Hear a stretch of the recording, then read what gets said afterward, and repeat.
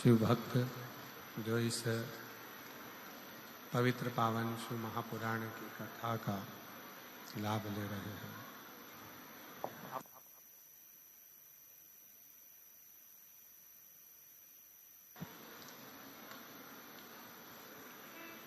भगवान देवाधिदेव महादेव,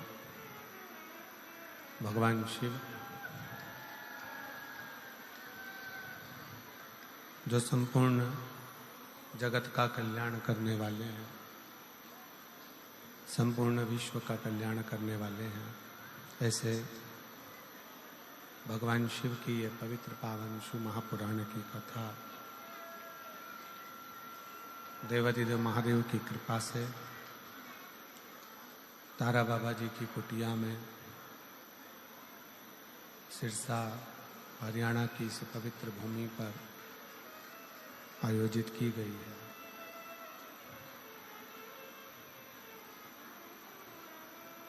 बाबा संत तारा बाबा जी की कुटिया में बैठकर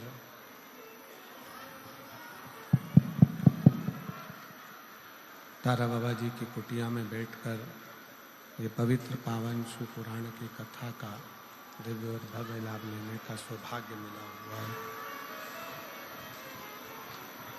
रोज आप लोगों को ध्यान रखना चाहिए ना, प्रतिदिन तकलीफ आ रही है।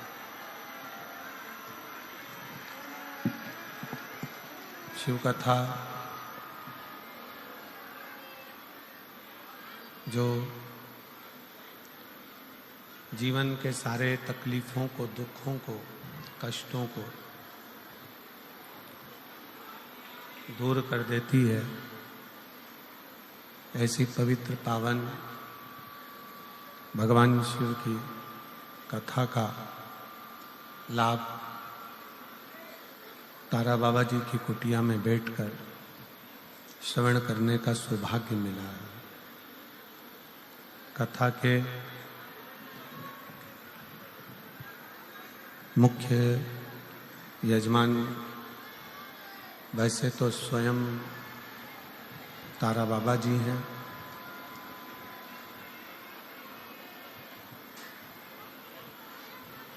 जनता चिल्ला रही है।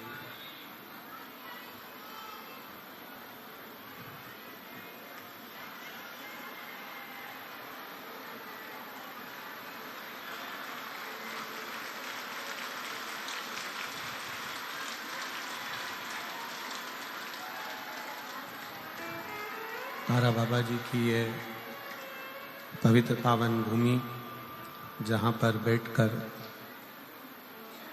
शिव महापुराण की कथा का दिव्य और भव्य आयोजित किया है, जिसका लाभ लेने का सौभाग्य भगवान शिव की कृपा से आप और हमको प्राप्त हुआ है। कथा के मुख्य यजमान श्री गोपाल जी कांडा, पूर्व राज्य गृह मंत्री, श्री गोविंद जी कांडा, वरिष्ठ भाजपा नेता एवं मुख्य सेवक तारा बाबा कुटिया, श्री लखराम जी कांडा, श्री शुभम जी कांडा, श्री धवल जी कांडा, श्री धैर्य जी कांडा, कांडा परिवार सिरसा हरियाणा। एक बार यजमान परिवार के लिए जोरदार ताली बजाकर स्वागत, वंदन, अभिनंदन। जिन्होंने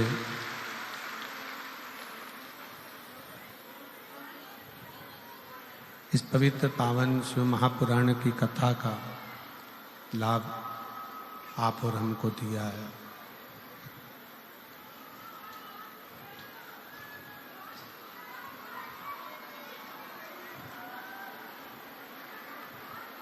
मानव का शरीर मनुष्य की देह और उस मानव के शरीर में, मनुष्य की देह में भगवान शिव की अविरल भक्ति बहुत जरूरी है। क्योंकि जब तक शिव कथा, ये बक्से जो लगे हैं, इन बक्सों की आवाज बढ़ाओ ना।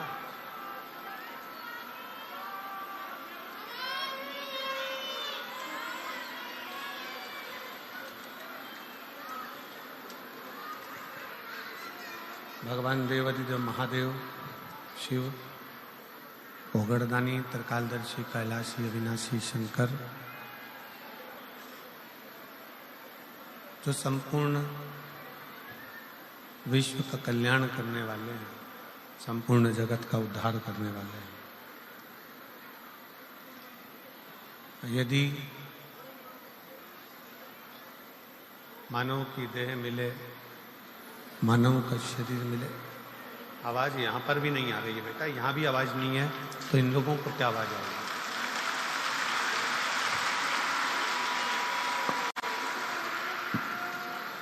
भगवान शिव, ओगड़दानी, त्रिकालदर्शी, कैलाशी, अविनाशी शंकर, जिनकी ये मानव का शरीर, ये मनुष्य की देह, और मानव के शरीर में भगवान शिव की अविरल भक्ति, अविरल कथा, ये जीवन का कल्याण करने वाली है, कर्तार्थ करने वाली।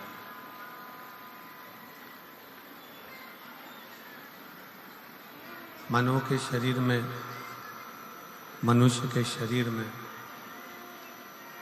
प्रत्येक मानव देह में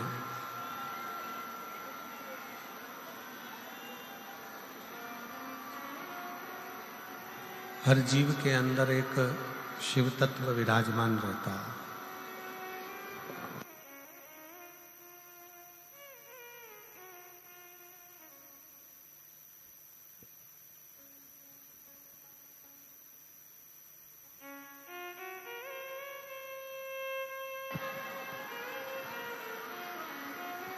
शिव तत्व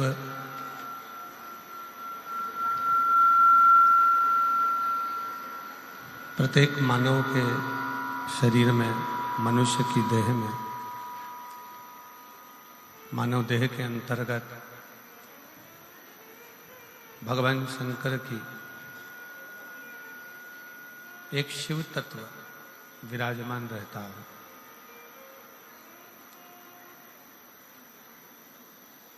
और वही शिव तत्व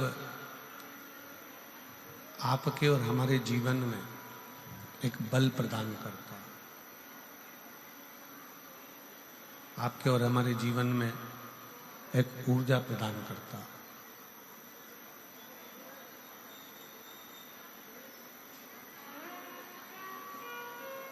शिव महापुराण की कथा कहती है, भगवान शंकर का चरित्र कहता है, शिव तत्व कहता है, ए बेटा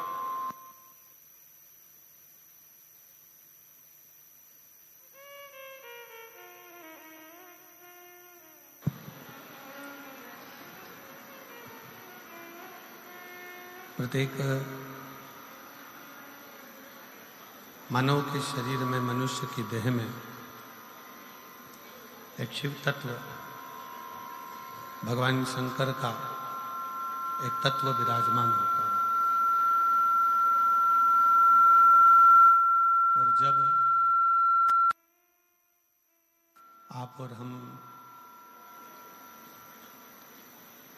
जिस समय पर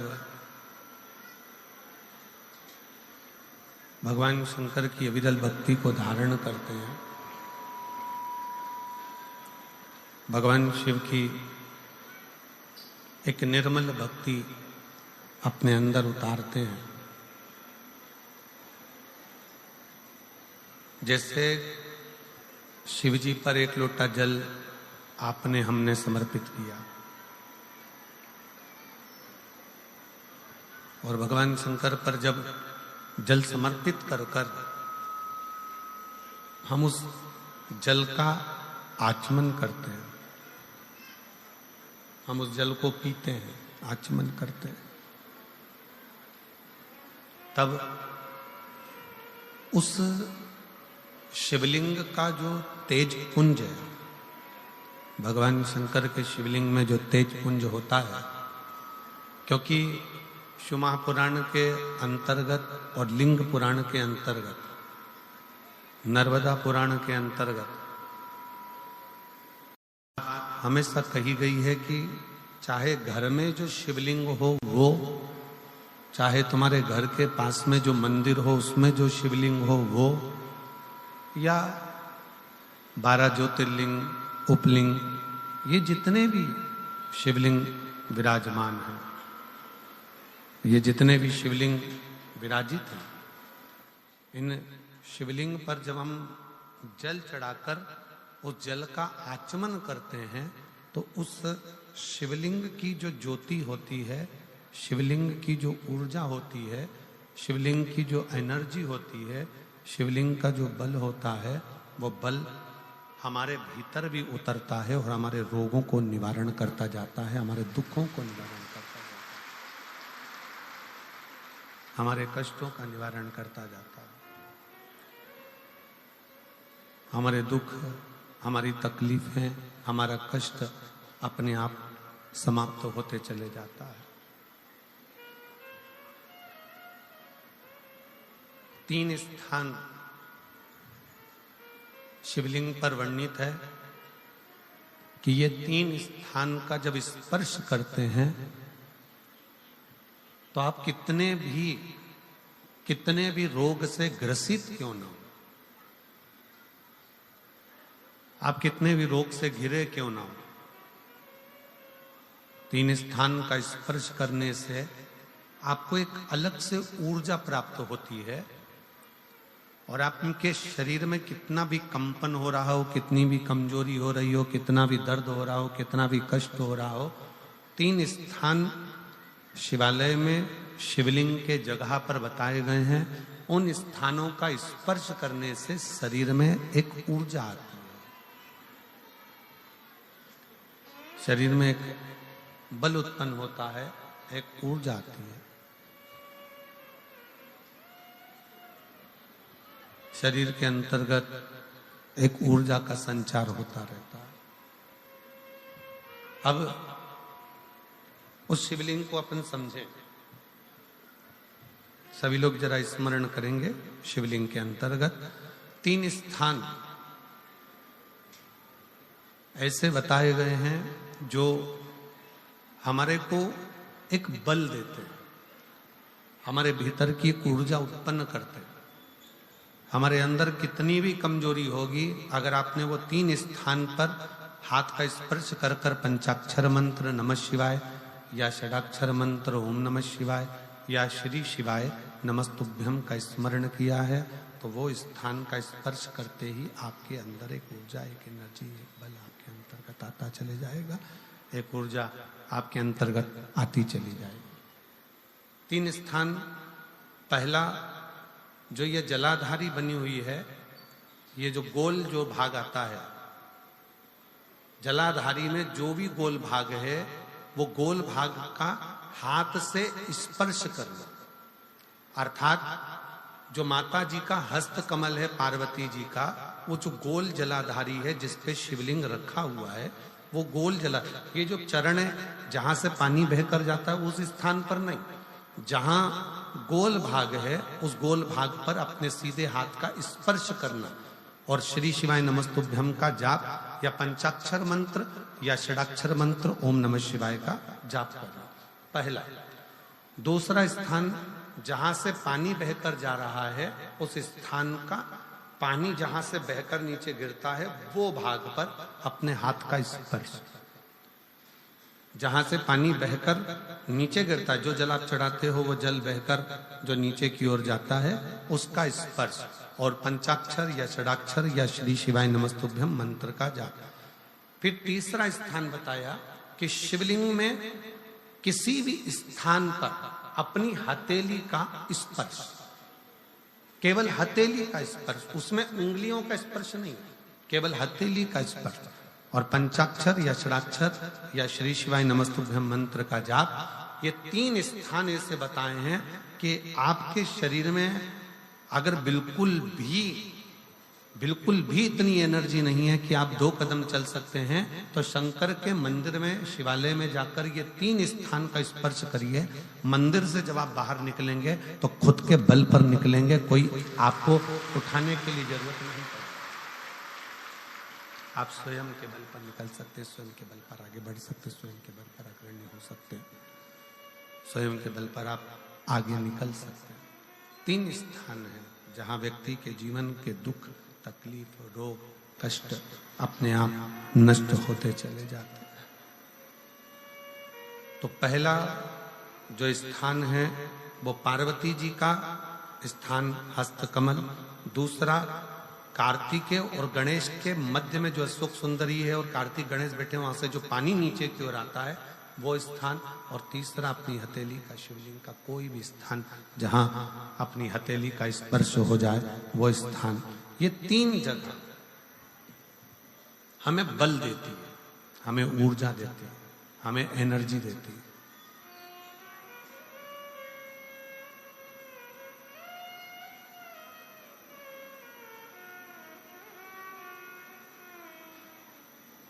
और एक निवेदन और,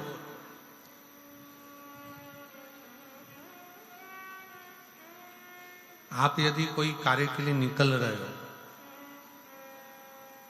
कोई कार्य करने के लिए जा रहे हो और आपका मन उस कार्य में डामाडोल हो रहा है, ये होगा कि नहीं होगा, सफलता मिलेगी कि नहीं मिलेगी, मैं कोर्ट में जा रहा हूं या पैसी पर जा रहा हूं, या कोई जमीन का लफड़ा है या कोई प्रॉब्लम है, इसमें सफलता मिलेगी कि नहीं मिलेगी।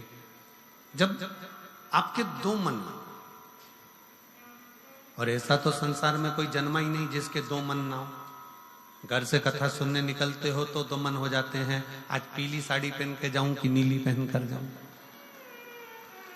2 मन जब भी हो जाते हैं। भोजन करने बैठते हो तो भी 2 मन हो जाते हैं, दाल खाऊं कि गोभी की सब्जी से पहला टुकड़ा खाऊं। रोटी का पहला टुकड़ा जब तोड़ने का नंबर आता है तो सोच में आता है कि इससे खाऊं कि इससे खाऊं कि इससे खाऊं। 2 मन तो वहां पर भी है। किसी के यहाँ शादी में गए, किसी के यहाँ शादी में पहुंचे और शादी में पहुंचकर वहां बहुत सारे स्टॉल लगे हैं, खाने की बहुत सारी व्यवस्था करी गई है। फिर 2 मन हो जाते हैं कि मैं पहले चाउमीन खाऊं कि पानी पतासा खाऊं, गोलगप्पा खाऊं कि छम्मक लड्डू खाऊं, कि मैं जलेबी खाऊं कि क्या प्रसाद। मन 2 हर जगह।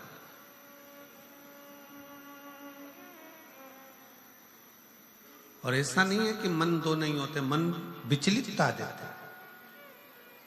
और शिव महापुराण की कथा कहती है कि कभी भी अगर कोई फॉर्म भर रहे हो, कोई एग्जाम दे रहे हो, कोई कंपटीशन एग्जाम में बैठे हो, या मेरे बेटे बेटी 10th और 12th का यदि एग्जाम दे रहे हैं, तो अपना 2 मन मत करो, तुम एक मन बनाओ कि मैं इस एग्जाम में बैठ रही हूं और मेरा विश्वास कहता है कि मैं शंकर पर पूरा भरोसा करती हूं और मैंने रात दिन पढ़ाई करी है, तो मैं पास होकर मानूंगी, तो वो पास होकर ही मानूंगी।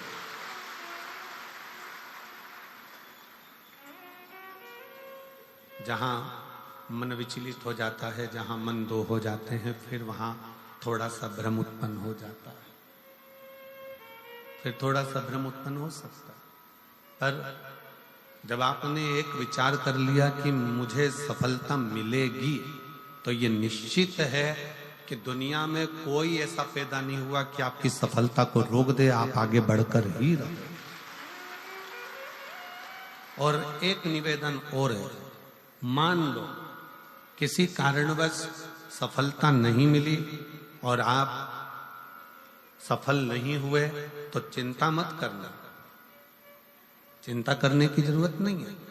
एक बार अगर एग्जाम दिया, एक बार अगर अपन फील्ड में उतरे और एक बार में सफलता नहीं मिली, तो चिंता मत करो। ये मत सोचो कि पीछे हट गए। शिव महापुराण की कथा में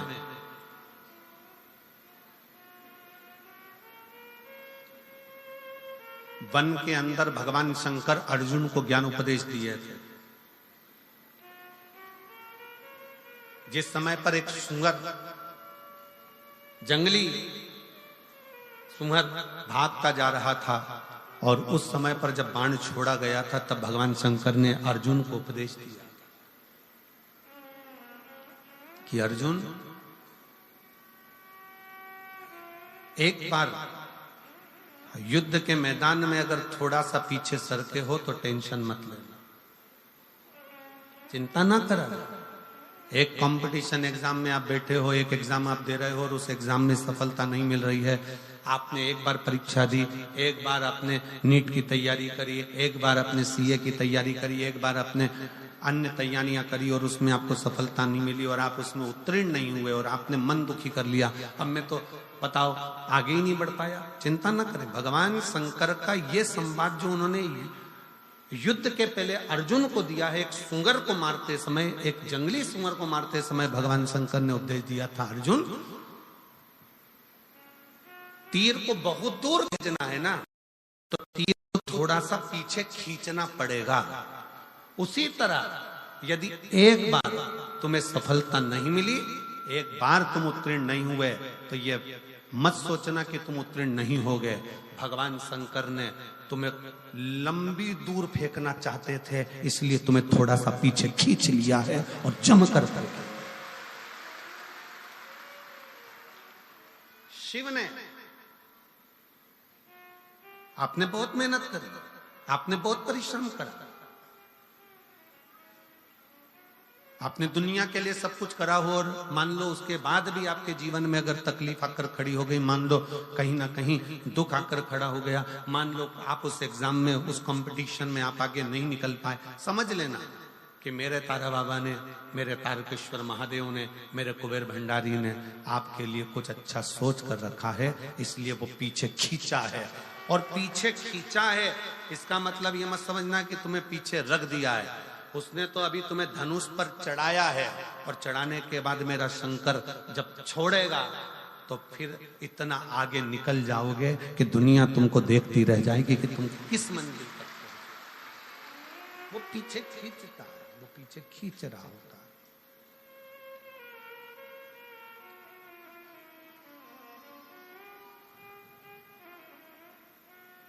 खूब मेहनत करो, खूब परिश्रम करो, खूब अच्छी लगन से कार्य करो और जितनी मेहनत से कर सकते हो उतनी मेहनत से करो।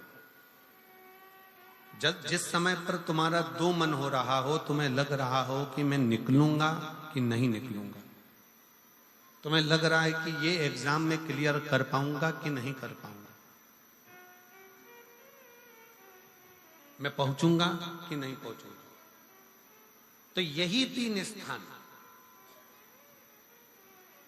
यही तीन स्थान, तीन अक्षत को इन तीन स्थान पर ही रखा जाता है। जो तीन स्थान अभी आपको बताए हैं, एक माता पार्वती जी का गोल स्थान, हस्तकमल स्थान, दूसरा जहां से पानी बहकर नीचे की ओर जा रहा है उसी विराम स्थल पर, और तीसरा शंकर भगवान के शिवलिंग पर। ये तीन स्थान तीन अक्षत से पूर्ति कर देते।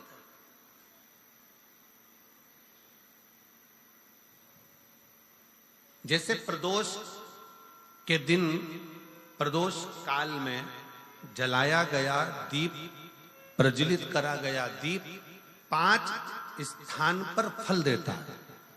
कितने स्थान पर फल देता है? 5 स्थान पर। आप में से कितने लोग हैं जो प्रदोष के दिन दीप लगाने मंदिर जाते हैं या शंकर जी के मंदिर पहुंचते हैं? बहुत बहुत प्रणाम आपको, साधुता, जानना चाहिए।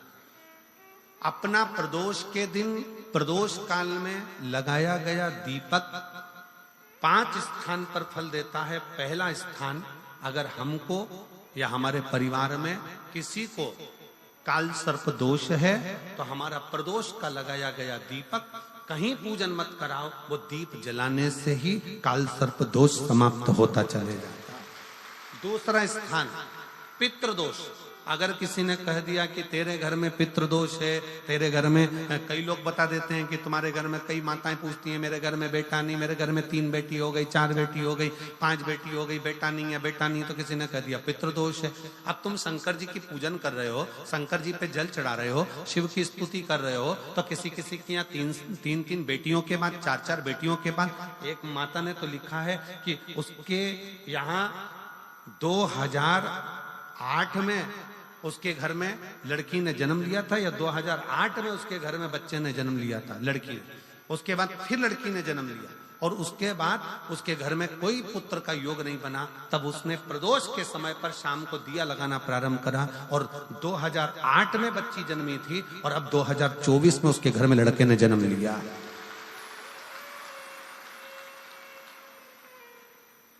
2024 में उसके घर में पुत्र ने जन्म लिया। वो बेटी होगी यहाँ पर कहीं ना कहीं, जिसके घर में बेटे, पहले की लड़की हुई, फिर 2 जुड़वा लड़की हुई, जुड़वा लड़की में से एक लड़की शांत हो गई, फिर आखिरी में बच्ची के कारण बस संतान प्राप्ति का योग नहीं बना। आखिरी में उसने फिर पुनः भगवान शंकर के प्रदोष काल में दीप जलाना प्रारंभ कर। कहीं बैठी हो तो हाथ हिला सकती हैं, अगर कहीं बैठी हो।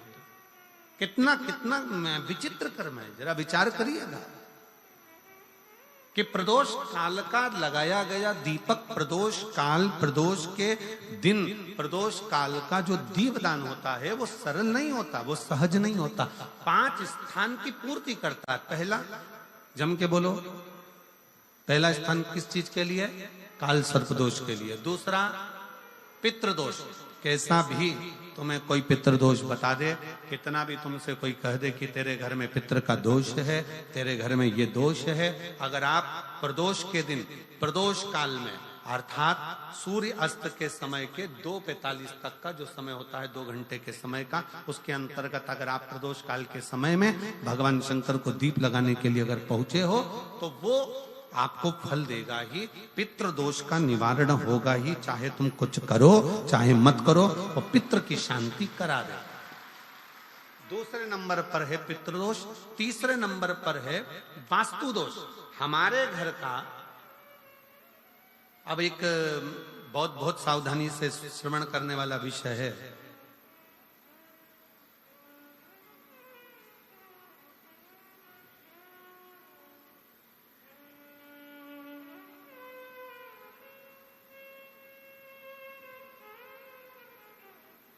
यदि वंश की वृद्धि नहीं है, 30 वर्ष शादी के हो गए, 40 वर्ष शादी के हो गए और औलाद है ही नहीं, डॉक्टर ने भी हाथ ऊंचे कर दिए, टेस्ट पे भी करवाया, IVF करवाया, सब कुछ तुमने करवा लिया, तो भी औलाद नहीं है, तब आखिरी में एक काम चालू करो, प्रदोष का दिन दोनों पति पत्नी व्रत चालू कर दो प्रदोष का, और प्रदोष काल में शाम के समय जाकर एक ही दिए में 2 लंबी बाती जानते हो ना, रुई की लंबी कपास की बाती 2, और दोनों बाती एक ही दिए में रखकर पति पत्नी दोनों उसको प्रज्वलित करना प्रारंभ करें। बाबा संतान देकर ही रहेगा, औलाद आएगी ही। दीप की जो बाती में अंतर आ जाता है, एक गोल बाती में और लंबी बाती में अंतर आता है, बहुत अंतर आता है। पितरों के लिए गोल बाती का प्रयोग बहुत कम होता है महाराज। देवी जी के लिए, माता रानी के लिए, जगत जननी के लिए गोल बाती का प्रयोग बहुत कम होता है महाराज, ध्यान रखिएगा। एक पितर के लिए, एक जगत जननी जगदम्बा दुर्गा भवानी के लिए गोल बाती का प्रयोग कम होता है, लंबी बाती का प्रयोग ज्यादा होता है। क्यों? क्योंकि हमारे घर की कुल देवी और हमारे घर के पितर हमारे वंश की वृद्धि करें, इसलिए लंबी बाती रखी जाती है, जिससे हमारा वंश बहुत लंबा चले, बहुत उन्नति की ओर बढ़े, इसलिए लंबी बाती का प्रयोग किया। शिव महापुराण की कथा कहती है 5 जगह पर हमारा जलाया गया एक दीप जो प्रदोष के दिन प्रदोष काल में लगाया जाता है, 5 जगह पर भारी पड़ता है। पहले नंबर पर, जम के बोलते जाओ, काल सर्पदोष। दूसरे नंबर पर पितृदोष। तीसरे नंबर पर घर का वास्तु दोष। हमारे घर में कितना भी वास्तु दोष है, कोई ने कह दिया यहाँ बाथरूम नहीं बनना थी, यहाँ पर शौचालय नहीं बनना था, यहाँ सीढ़ी नहीं बनना थी, वो सीढ़ी वहां बनना थी, ये सीढ़ी वहां बनना थी। तुम पूरा घर तुड़वा के देख लो, उसके बाद में जैसा वास्तु वाले वैसा करा कर देख लो, उसके बाद भी तुमको शांति नहीं मिले तो समझ लेना कि तुम्हारे घर में अब वास्तु दोष तो तुमने दिखाकर समाप्त कर लिया, फिर भी वो समाप्त नहीं हो रहा, तो प्रदोष काल का लगाया गया प्रदोष के समय का दिया आखिरी में वास्तु दोष को भी समाप्त कर देता है और उसमें भी फल प्रदान करता है। काल सर्प दोष, पितृदोष, वास्तु दोष। चौथे नंबर पर 1 रुपया कमाया, 1.25 रुपए खर्च हुआ, पैसा आया गया। ये चौथे नंबर का व्यापार में थोड़े दिन दुकान अच्छी चली, थोड़े दिन बैठ गए, थोड़े दिन काम चला, थोड़े दिन बैठ गए, गाड़ी चली थोड़े दिन फिर बैठ गए, अर्थात हमारी फैक्ट्री थोड़े दिन चली फिर बैठ गए, कहीं ना कहीं तकलीफ, थोड़े दिन खाते थोड़े दिन रोते वाला चल रहा है। तो प्रदोष काल का प्रदोष के समय का दिया इस दुख को समाप्त कर कर रेगुलर एक जैसी सांझी, एक जैसी लक्ष्मी की वृद्धि करते चले गए, प्रदोष काल का। और 5वें नंबर का प्रदोष काल का दिया, प्रदोष समय का दिया 5वें नंबर पर रोग का निवारण का, रोग निवारण।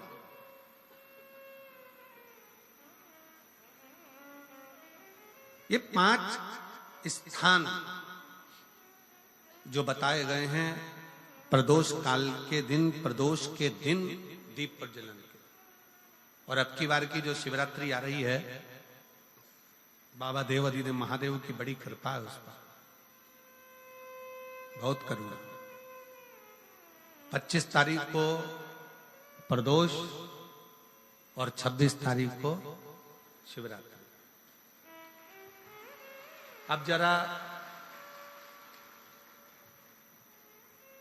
प्रदोष के पर्यांत की, प्रदोष के बाद की बिल्कुल लगी हुई पीठ से जो शिवरात्रि होती है, वो शिवरात्रि अगर उस शिवरात्रि का व्रत, साधना, तप, भजन, संसार का मनुष्य कर लेता है तो जिंदगी में उसने कोई व्रत किए ना किए हो, अगर एक व्रत शिवरात्रि का, प्रदोष की पीठ से लगी हुई शिवरात्रि का अगर कर लेता है तो उसको पूरे जीवन के व्रत का पुण्य फल प्राप्त हो। एक व्रत शिवरात्रि का प्रदोष पर्यांत की, अर्थात प्रदोष की पीठ से जुड़ी हुई। अब अगर आप कोई ब्राह्मण से, अगर कोई विद्वज्जन से, कोई पंडित जी से आप पूछेंगे प्रदोष कितनी बजे लग रहा है, वो बताएंगे। फिर प्रदोष लगने के बाद प्रदोष कब समाप्त हो रहा है, तो जिस दिन 26 तारीख हो रही है उसमें लगाया, दोनों की पीठ मिल रही, दोनों।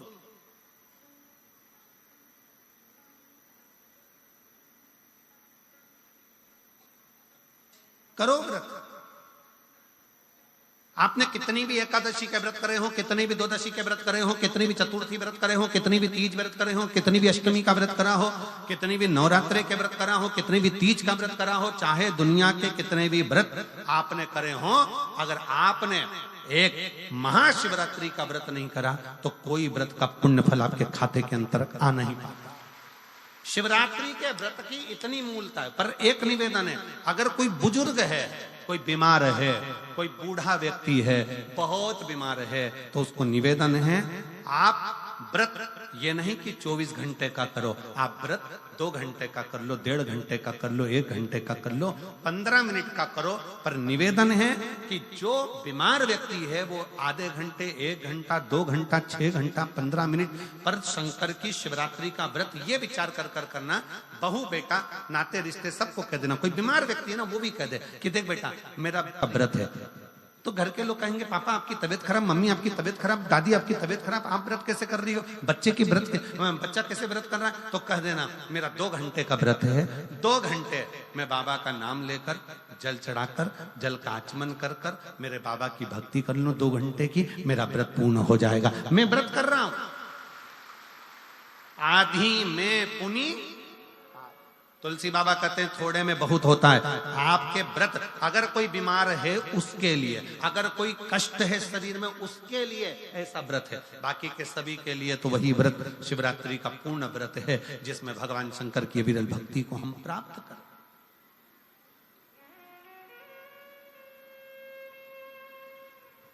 और शंभु शरणे पड़ी, मांगू घड़ी रे घड़ी, दुख काटो, दया करीन दर्शन, ओ शंभु शरणे पड़ी, मांगू घड़ी रे घड़ी, दुख काटो, दया करीन दर्शन। भगवान शंकर की अविरल भक्ति को धारण करिए, शिव तत्व को धारण करिए, शिव उपासना को धारण करिए।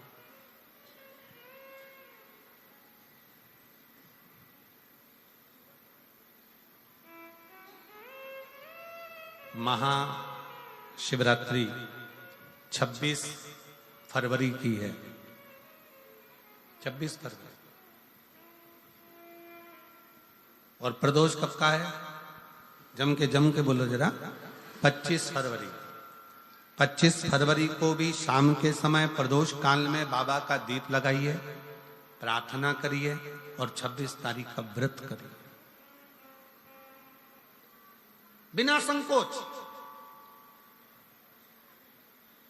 और जिसके घर में शंकर भगवान के व्रत के लिए अगर झगड़ा हो रहा है तो निवेदन है, व्रत बिल्कुल मत करिए।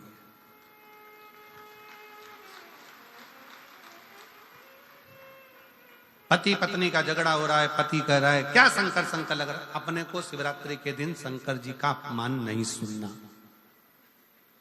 इसलिए राजी हो तो व्रत करो, राजी नहीं है पति, परिवार के लोग राजी नहीं है, चिड़चिड़ कर रहे हैं तुम्हारे व्रत करने से, तो आपके चक्कर में शंकर भगवान की निंदा तुम्हारे कान में जाए, ऐसा व्रत किसी का, ऐसे व्रत की कोई मान्यता नहीं। आपके घर के लोग राजी हो, माता पिता राजी हो, सास ससुर राजी हो, पति राजी हो, पत्नी राजी हो, परिवार के लोग राजी हो, बेटा बेटी सब, बच्चों का मन है मम्मी मुझे व्रत करना है, हाँ बेटा कर, एक ही तो व्रत करना है शिवरात्रि का, करो। घर के बुजुर्ग ने कह दिया मुझे व्रत करना है, बिल्कुल करो, आज का मौका मिला है आपको करने का, महाशिवरात्रि का व्रत करिए। घर के अंदर अगर तुम्हारे व्रत करने से झगड़ा हो रहा है, काय को व्रत कर लिया, क्या होता है शंकर जी का व्रत करने से, क्या होगा शंकर जी का तप करने से, जबरदस्ती वो सीओर वाले महाराज के चक्कर में पड़ी हो, क्या होगा शिवरात्रि व्रत से, क्या होगा शंकर जी को जल चढ़ाने से, तो उससे अच्छा है अपने घर में बैठो, श्री शिवाय नमस्तुभ्यं, श्री शिवाय नमस्तुभ्यं, श्री शिवाय नमस्तुभ्यं, श्री शिवाय नमस्तुभ्यं, श्री शिवाय नमस्तुभ्यं, श्री शिवाय नमस्तुभ्यं। घर में बैठकर भगवान शंकर का गुणगान करो, भगवान शंकर का नाम जाप करो, भगवान शंकर की भक्ति करो, उससे बढ़कर कोई सुख नहीं, उससे बढ़कर कोई आनंद। पर निंदा ना सुनते हुए, कुछ गलत विचार ना लाते हुए, गलत सोच ना लाते हुए, गलत दृष्टि ना रखते हुए, गलत भाव न रखते हुए भगवान शंकर की विरत भक्ति को अपने भीतर उतारने का प्रयास करें, शिव को अपने अंदर उतारने का प्रयास करें। शिव भक्ति, शिव महापुराण की कथा कर रहे हैं। 3 स्थान का स्पर्श रोग का निवारण कर देता है। 3 जगह पर चढ़ाया गया अक्षत हमारे मन को एकाग्रित कर कर और हमें अपनी मंजिल तक पहुंचा देता है। और प्रदोष और शिवरात्रि के मिलन का महोत्सव हमारे जीवन को आनंदता देता है, आनंद।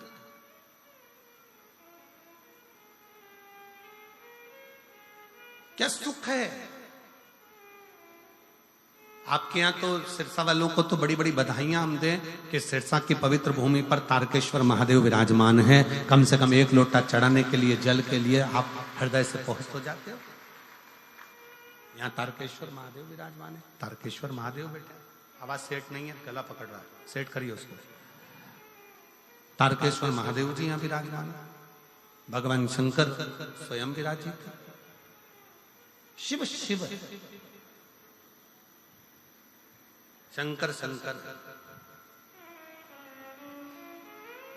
मैं माननीय गोपाल जी कांडा जी से कहूंगा, गोपाल जी जैसे भक्त यहाँ बैठकर कथा को सुन रहे हैं, कुबेरेश्वर धाम पर आज से शिव भक्त पहुंचना चालू हो गए, और जिसमें 25 तारीख से कार्यक्रम है, 25 तारीख से रुद्राक्ष महोत्सव, 25 फरवरी से चालू होगा। पर लोगों का विश्वास ऐसा होता है, जैसे इस पवित्र प्रांगण में आप लोग बैठे हो, कल हम देख रहे थे कि गोविंद जी उधर जहां राम जी की मूर्ति है, राम बगीची जहां बनी है, कल हम देख रहे थे कि 9 पंडाल, 6 पंडाल तो पहले लग चुके हैं। ये सारे पंडाल अगर पूरे तारा बाबा की कुटिया में गिने जाएं तो 6 पंडाल तारा बाबा की कुटिया में कथा से भर चुके हैं, और 3 पंडाल कल और बनाएगा। ऐसे मिला के 9 पंडाल तारा बाबा की कुटिया में लगा। कल गोविंद जी मां खड़े होकर पंडाल बनवा रहे थे, आगे रहकर सब दुर्बो बिछात करवा रहे थे बैठने के लिए, बिछात करवा।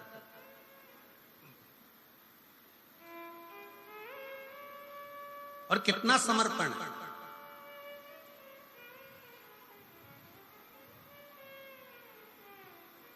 गोपाल जी, हम इतनी कथाएं करते हैं, साल भर कथाओं का क्रम रहता है।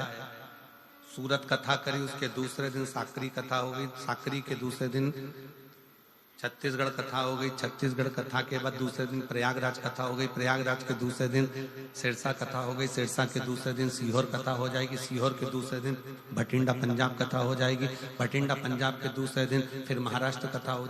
कथा रोज चलती, पर तारा बाबा की कुटिया में जो व्यवस्थाएं देखने को मिलती है कि जिनके पास में अगर ओढ़ने का कम्बल भी नहीं होता है ना, तो रात्रि के समय पर उनको देखकर उनके तन पर कम्बल भी उड़ा दिया जाता है कि इसको आप आराम से सो। इसको शिव भक्ति कहते हैं। ये दिखावे से परे है, दिखावे से परे।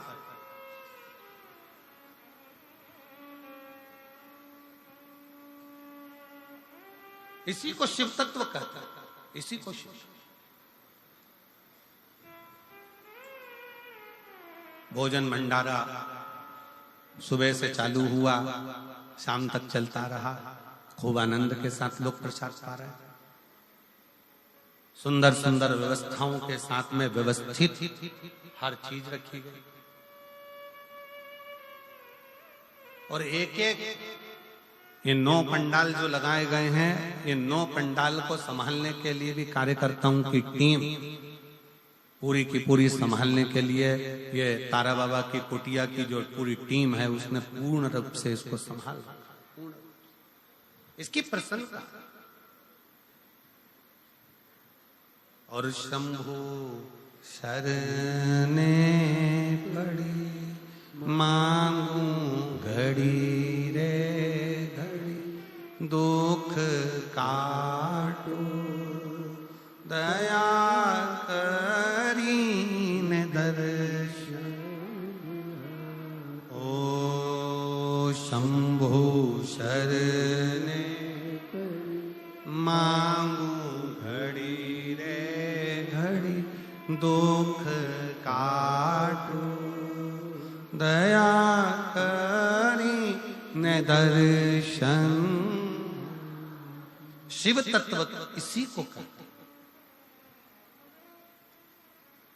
और जितने 9 पंडाल में शिव भक्त भरे पड़े हुए हैं, उनको एक निवेदन जरूर करूंगा, आप चिंता मत करना। आप मेरे बाबा की कथा को ग्रहण करने के लिए आए। मेरा शंकर कथा के माध्यम से हमने फिर कहेंगे, ये शिव महापुराण केवल पोथी नहीं है, ये मेरे शंकर का एक अंश स्वरूप है। जब हम कथा सुनते हैं, श्री शिवाय नमस्तुभ्यम बोलते हैं, बोलने के बाद जब हम मौन हो जाते हैं, उस समय पर आपका दुख काटने के लिए मेरा शंकर आपके कर्ण से प्रवेश कर कर आपके हृदय में बैठकर आपके घर तक जाकर आपके दुख को काट देता है। ये दुनिया लोग कहते कि कथा है, दुनिया की दृष्टि में लोग कहते हैं कि ये शिवपुराण है। हमारी दृष्टि में ये कथा नहीं है, हमारी दृष्टि में तो हमारा शंकर है, हमारा शिव है।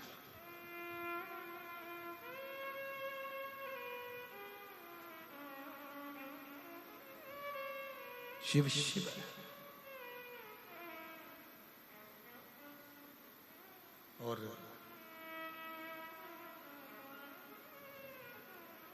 जो दिल से मांग लिया, जिसने दिल से कह दिया, जिसने दिल से पुकार लिया, शिव आ गए। ब्रह्मा ब्रह्मलोक में रहते हैं, भगवान विष्णु बैकुंठ में रहते हैं।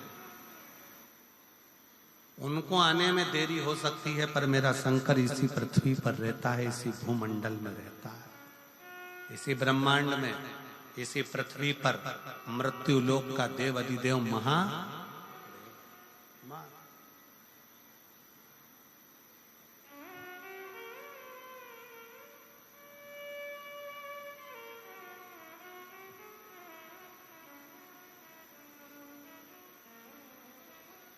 गोपाल जी, लोग कहते हैं गुरुजी आप वहां कैलाश मानसरोवर की यात्रा करे हो कि नहीं करे हो? आप कभी कैलाश गए हो? हम नहीं महाराज जी, हम नहीं।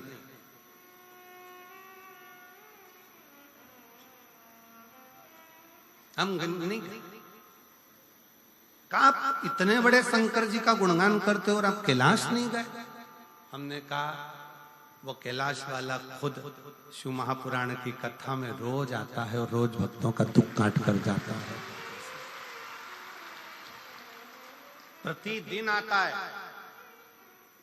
लोग कहते हैं कि शिव महापुराण सुनने के लिए केवल शिव भक्त आते हैं, पर हमारा विश्वास कहता है कथा के पंडाल में, जिस स्थान पर शिव पुराण की कथा होती है, उस स्थान पर, उस पुराण की साक्षी में, शिव महापुराण में 7 दिन लगातार रोज प्रतिदिन मेरा शंकर स्वयं शिव पुराण में लिखा।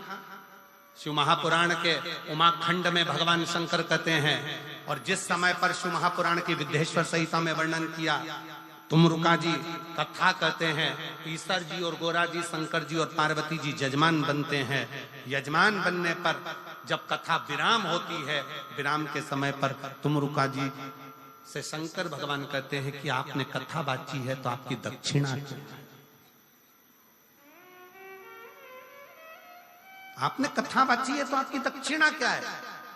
तब उस समय पर तुमरुका जी कहते हैं भगवान शंकर जी से, ईसर जी, गोरा जी से, हमको अगर दक्षिणा देना है मेरे विश्वनाथ, तो दक्षिणा ऐसी दीजिए कि जिस स्थान पर शिव महापुराण की कथा हो, आप कैलाश और काशी छोड़कर उस स्थान पर 7 दिन विश्राम कीजिए। ये ईसर जी और गोरा जी ने भगवान तुमरुका जी को वचन दिया है, तुमरुकेश्वर को वचन दिया है, तुमरुका जी को वचन दिया कि जहां शिव महापुराण की कथा होगी उस स्थान पर मैं विराजमान रहूंगा।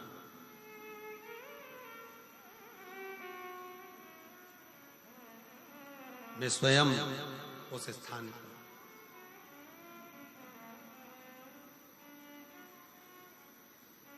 और कितनी विचित्र शिव महापुराण की कथा का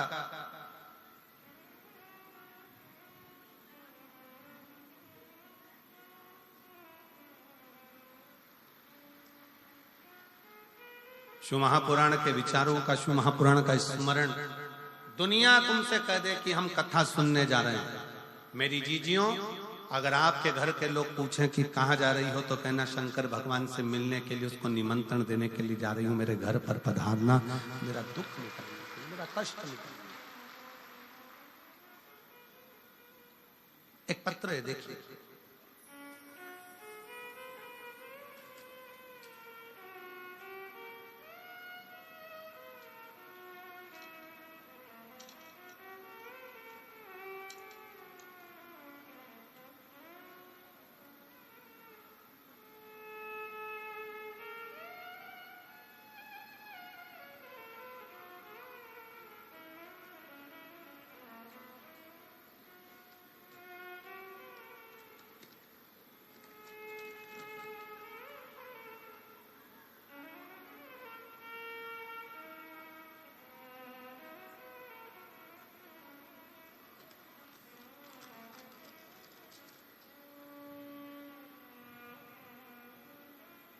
मेरा नाम गीता देवी, मेरे पति का नाम नवीन कुमार है।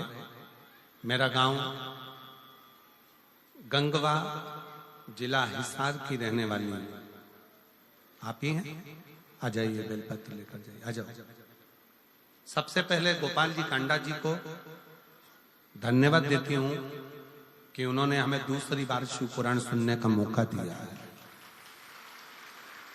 जिन्होंने इतनी सुंदर कथा सुनने का हमें मौका दिया। एक लोटे जल व शिव कथा का क्या वर्णन करूं गुरुदेव। 2018 से सरकारी नौकरी की तैयारी कर रही थी, पर बाबा ने मुझे आज 2024 में सरकारी नौकरी दी है। गुरुदेव,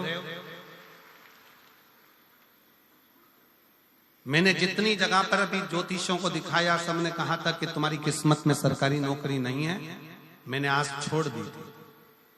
तब एक बार मैं अपने माई के गांव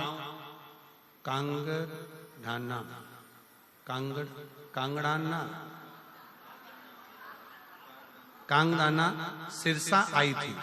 तब मेरी माँ ने मुझे कहा था कि टीवी पर जो महाराज कथा कहते हैं ना, वो सिरसा में आए हैं। गोपाल कांडा जी, गोविंद कांडा जी बुलाए। मैंने सुना है कि जब वो कथा कहते हैं तो उनके पंडाल में बैठकर जो मांगा जाता है वो बाबा देता है 3 महीने के अंदर। चल तू मेरे साथ कथा सुनने के। मैं अपने मायके आई। मैं आपको जानती नहीं थी। पहली बार मैंने पंडाल में बैठकर शिव महापुराण की कथा इस मायके के अनुसार यहाँ बैठकर श्रवण करी। उस समय पर इस पंडाल के अंदर मैं नहीं आ पाई थी। बाहर के पंडाल में बैठकर मैंने कथा सुनी थी। वहीं बैठकर श्री शिवाय नमस्तुभ्यम कहते हुए बाबा से निवेदन करा, और बाबा की ऐसी कृपा हुई कि 3 महीना भी पूरा नहीं हुआ और बाबा ने मेरा पुलिस में भर्ती करवाया और मेरी नौकरी लग गई। फोटो भी लगा रही हूं। बाबा की कृपा ऐसी हुई कि 3 महीना भी नहीं हुआ और बाबा ने मुझे पुलिस में नौकरी में लगा दिया। गुरुदेव, 6 साल से तैयारी कर रही थी नौकरी की, पर मुझे क्या मालूम था कि पंडाल में बैठकर कथा सुनने में 3 महीने के अंदर मुझे नौकरी मिल गई। मैं बाबा को यहाँ प्रणाम करती हूँ। शिव तत्व किसको कहता है? एक पत्र और बड़ा सुंदर है, देखिएगा। मेरा नाम केलो देवी है और मेरे पति का नाम राजकुमार है। मेरा मोबाइल नंबर ये है। आप ही हैं? आ जाओ, आ जाइए। मेरा गांव कर सिंधु जिंद हरियाणा के निवासी हूं। आपके चरणों को प्रणाम करती हूँ, नमन करती हूँ। एक लोटे जल का मैं क्या वर्णन करूं। मेरी पहली बार कथा सिरसा हरियाणा में यहीं पर 2 दिन की कथा सुनी थी। 2 दिन की कथा सुनी और इसी पंडाल में बैठकर मैंने बाबा से विनय करी थी। 2 वचन मांगे थे बाबा से। बाबा, पहला, मेरा लड़का ठीक से बोल नहीं पाता, उसके शब्द नहीं निकल पाते, और दूसरा, मेरा लड़का जेईई की तैयारी कर रहा है और कई साल हो गए पर उसका सिलेक्शन नहीं हो रहा। बस ये 2 वर मांगकर 2 दिन की कथा सुनकर इसी पंडाल से चली गई। गुरुदेव, हमको नहीं मालूम था कि बाबा पंडाल में बैठकर मांगने वाले को इतना जल्दी दे देता है। बाबा बाबा है गुरुदेव। मेरे लड़के ने मुझसे कहा, माँ, क्या सही में मेरी आवाज ठीक हो सकती है? क्या मैं पूरा बोल सकता हूँ? क्या मेरी आवाज पूर्ण हो जाएगी? क्या मैं सही सबके जैसा बोल पाऊंगा? तब मैंने अपने लड़के को कावड़ भरने के लिए सीहोर भेज दिया। कावड़ भरकर आया सीहोर की, और वहां से आने के बाद रुद्राक्ष लेकर आया। रुद्राक्ष लाने के बाद मेरे बेटे की आवाज 90% आवाज पूरी ठीक हो गई। जैसे ही कावड़ भरकर आया और रुद्राक्ष लेकर आया, 90% आवाज ठीक हो गई। और बाबा की ऐसी कृपा हुई कि मेरे बेटे का जो दूसरा वर मांगा था जेई में सिलेक्शन, आज मेरे बेटे का 99.14 के प्रतिशत से मेरे बेटे का जेई माइंस में रिजल्ट आ गया है और मेरा बेटा आज सरकारी कॉलेज में पढ़ रहा है। मैं बाबा को धन्यवाद देने के लिए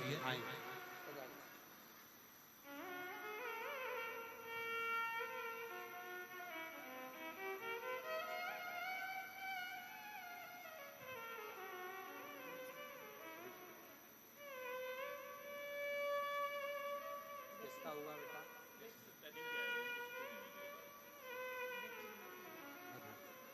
एक बेलपत्र उनको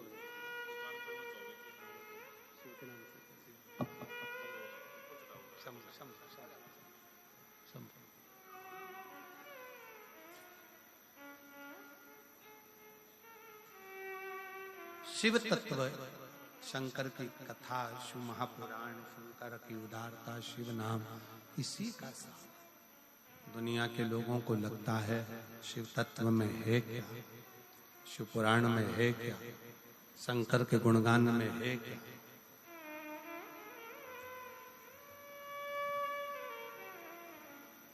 और मैंने तेरे ही भरोसे बाबा, तेरे ही भरोसे हवा बिच उड़ती जावांगी बाबा, डोर हथो छठी ना मैं कटी जावांगी।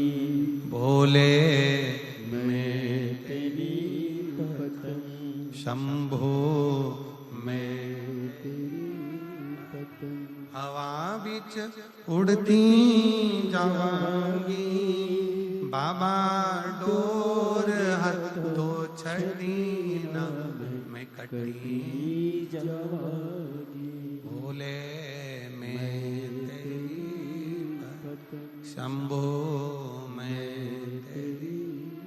दुनिया कहे कि ये केवल पुराण है, दुनिया कहे कि ये केवल शिव कथा है, दुनिया कहे कि ये केवल शिव महापुराण है, तो आप माने ना, ये केवल पुराण नहीं है, ये शंकर का एक प्रतिबिंब स्वरूप है, शिव का एक प्रतिबिंब स्वरूप।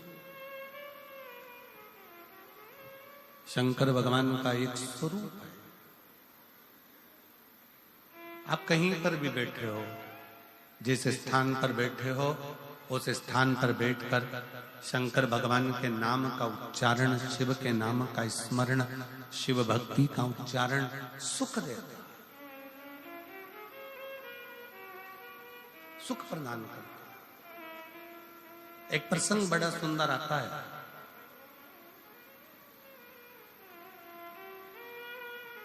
एक नेद्रू नाम के ऋषि हुए जिनके नेत्र नहीं थे। नेद्रू नाम के ऋषि हुए जिनके नेत्र नहीं थे, पर उनका एक कर्म बड़ा विचित्र था। बेलपत्री की जड़ का स्पर्श कर कर बैठे रहते थे। बेलपत्र की जड़ का स्पर्श करे और बेलपत्री की छांव में, बेलपत्र की छांव में, बेल वृक्ष की छांव में बैठे रहते।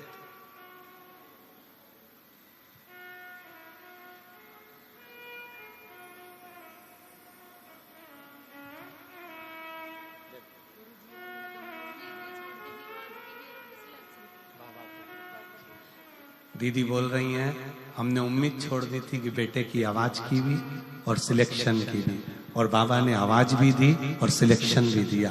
बहुत रोते नहीं, खुश होकर आंसू पोंछ।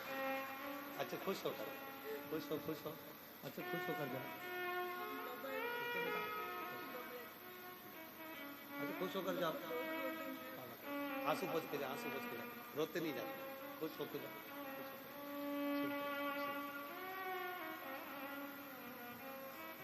दीदी कह रही है मेरे बेटे की आवाज की भी उम्मीद छोड़ दी थी कि आवाज सही आएगी, और एग्जाम में क्लियर होने की भी सोच छोड़ दी थी कि वो हो पाए, पर उसने जो लाइन लिखी है, उसने इस लाइन में लिखा है,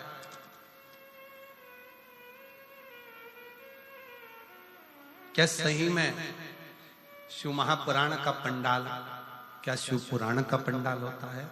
हमको तो लगता है कि यहाँ स्वयं शंकर अपनी हाजिरी बजाता है और झोली भर कर जाता है, स्वयं शिव देव। एक लाइन अच्छी लिखी है, आप और हम गुनगुना लेते हैं कि लुटा दिया भंडार काशी वाले ने, कर दिया माला माल काशी वाले ने, जो जैसी मावना लाया वो वैसा ही फल पाया, जो जैसी भावना लाया वो वैसा ही फल पाया, नहीं खाली उसे लौटाया वो मन ही मन हर्षाया, नहीं खाली उसे लौटाया वो मन ही मन हर्षाया, और कर दिया माला माल काशी वाले ने, लुटा दिया भंडार काशी वाले ने। जो जिस कामना से आता है, जिस भाव से आता है, बाबा उसको देकर जाता है, उसको देकर। और कांडा जी धन्यवाद, गोविंद जी आपको भी, गोपाल जी आपको भी, कि भक्तों की सुविधा